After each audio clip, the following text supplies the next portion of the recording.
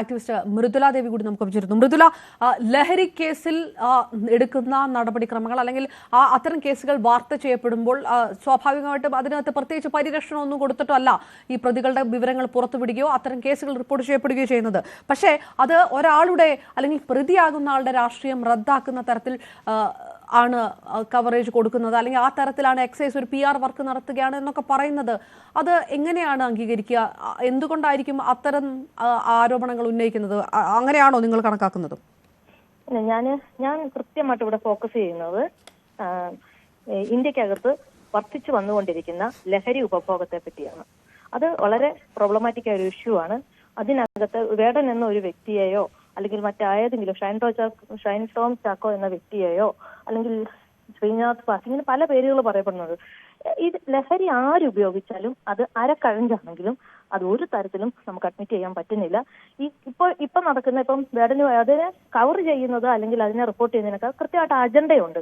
ഈ അജണ്ടകൾ എപ്പോഴും ഇവിടുത്തെ മാധ്യമ സമൂഹങ്ങൾക്ക് എതിരുമാണ്. പക്ഷെ ഇതിനെ ഒന്നും ഇപ്പം ഞാൻ അഡ്രസ് ചെയ്യാനുള്ള ഈ ലഹരി വിരുദ്ധതയ്ക്ക് എതിരെയുള്ള ഒരു അധ്യാപിക എന്ന നിലയിലും സാമൂഹിക പ്രവർത്തക എന്ന നിലയിലും എഴുത്തുകാരി എന്ന നിലയിലും ലഹരി വിരുദ്ധ പോരാട്ടത്തിന്റെ കൂടെ തന്നെയാണ് ഞാൻ നിൽക്കുന്നത്.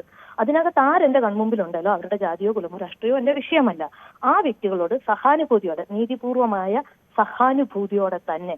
കാരണം ഇത് ഒരു ആരോഗ്യ പ്രശ്നമാണെന്നുള്ളത്, അത് ഒരു മാനസിക വിഷയമായി മാറുമെന്നുമുള്ളത് ഉള്ള അവബോധം പൊതുജനത്തിന് വരുത്തുവാനുള്ള പ്രചരണത്തിലായിരിക്കും ഞാൻ ഇപ്പം എല്ലാ വിഷയത്തിലും ഈ പ്ലാറ്റ്ഫോം അടക്കം ഉപയോഗിക്കുന്നത്. ഇതിപ്പോ ഈ പേരുകൾ XYZ ഓർ ആരും ആയിക്കോട്ടെ, അവരെ സ്നേഹിക്കുന്ന മനുഷ്യര് ശക്തമായി നീതിപൂർവമായ സഹാനുഭൂതിയോടെ സഹവർത്തിത്വത്തോടെ അവരെ അത് അഡ്രസ് ചെയ്യുവാനായിട്ടും ഇപ്പം ഇതിനകത്ത് വേടൻ ഈ വിഷയം സമ്മതിച്ചിട്ടുണ്ടെന്നാണ് ഞാൻ അറിയുന്നത്.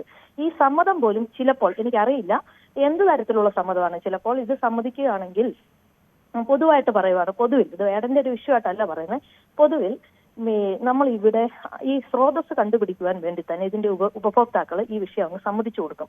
സമ്മതിച്ചു കൊടുക്കുമ്പോൾ അവര് തന്നെ, അതായത് ഈ മയക്കുമരുന്ന് മാഫിയ തന്നെ അവര് ആദ്യമേ കൊടുക്കുന്ന ഒരു നിർദ്ദേശം അങ്ങനെ തന്നെ ആകാം. അതായത് നിങ്ങൾ ഉപയോഗിക്കുന്നവർ പിടിക്കപ്പെട്ടാൽ നിങ്ങൾ സമ്മതിച്ചു കൊടുത്തോളൂ, ബാക്കി നമ്മൾ നോക്കിക്കൊള്ളാം. ഇത് ഞാൻ ഇദ്ദേഹത്തിന്റെ കാര്യത്തിലല്ല പറയുന്നത്, പൊതുവിൽ ഇങ്ങനെ ഒരു സംഭവമുണ്ട്. അതുകൊണ്ട് എത്തരത്തിലാണ് ഈ സമ്മതങ്ങളെന്നും അല്ലെങ്കിൽ ഇത് ആ സ്രോതസ്സിലേക്ക് എത്താതിരിക്കാനും കൂടി ആകാം. അല്ലെങ്കിൽ ഇവരെ കൊന്നുകളയാനും സാധ്യതയുണ്ട് ഉപയോഗിക്കുന്നവരെ. മയക്കുമരുന്ന് ഒരു വലിയ മാഫിയ, ഇന്റർനാഷണൽ മാഫിയയാണ്. തുറന്നു പറഞ്ഞു കഴിഞ്ഞാൽ അവരുടെ ജീവൻ അപകടത്തിലാകാം. അതുകൊണ്ട് തന്നെ സമൂഹം ഇവരുടെ കൂടെ നിന്നുകൊണ്ട് അഡിക്ഷൻ സെന്ററിൽ അവരെ എത്തിക്കുകയും അവിടെ നിന്ന് വളരെ കൃത്യമായ രീതിയിൽ അവരുടെ കർമ്മ മേഖലയിൽ അവരെ തിരിച്ചെത്തിക്കുവാനും കൂടിയാവണം ഞാൻ നിലകൊള്ളേണ്ടത്. അതിനു മുമ്പ് വരുന്നവർ സെലിബ്രിറ്റി ആണോ അല്ലെങ്കിൽ മറ്റു കാര്യങ്ങളൊന്നും അതിനകത്ത് ഞാൻ നോക്കുന്നില്ല. പിന്നെ മാധ്യമങ്ങളുടെ ആയോട്ടെ അല്ലെങ്കിൽ ഇതിന്റെ കൂടെ നിൽക്കുന്ന അല്ലെങ്കിൽ മറ്റാരുടെയും അജണ്ടകളെ ഞാൻ നോക്കുന്നില്ല. അവർക്കൊക്കെ അത് റേറ്റിംഗിന്റെ വിഷയമാകാം ചിലപ്പോഴെങ്കിലും. ഓക്കെ, നന്ദി.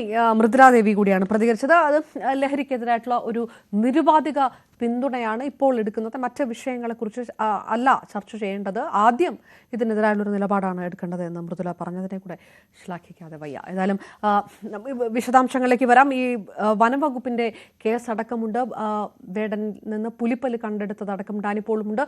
ആലപ്പുഴ ഹൈബ്രിഡ് കഞ്ചാവ് കേസിൽ കൂടുതൽ വിവരങ്ങളുമായി ശരണ്യ സ്നേഹജനും ചേരും. ഇടവേളയ്ക്ക് ശേഷം തിരികെ.